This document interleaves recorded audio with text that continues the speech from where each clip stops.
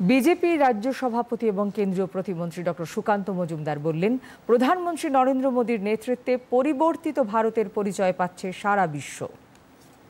ভারতীয় সেনাবাহিনীকে আমি অসংখ্য ধন্যবাদ জানাই, অভিনন্দন জানাই। তাদের এই সাকসেসফুল যে অ্যাটাক হয়েছে এবং তাতে ভারতীয় সেনাবাহিনীর কোনো ক্ষতি হয়নি।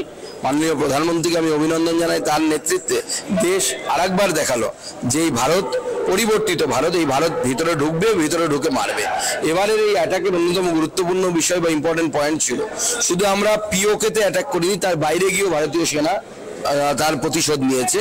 এবং সব থেকে ভালো লেগেছে সিঁদুর যে নাম দেওয়া হয়েছে অপারেশনের, যেভাবে পেহেলগাঁওয়ে মহিলাদের মাথার সিঁদুর দেখে দেখে মারা হয়েছিল, ঠিক সেইভাবে সিঁদুর নাম দিয়েই পাকিস্তানের এই উগ্রপন্থী যে সংগঠনগুলো আছে তাদের মুখ্যালয় থেকে শুরু করে তাদের প্রশিক্ষণ কেন্দ্র থেকে শুরু করে সব জায়গায় ভারত সরকারের নির্দেশে ভারতীয় সেনাবাহিনী ভারতবাসীর মনোবাসনা পূর্ণ করার জন্য মিসাইল অ্যাটাক করেছে।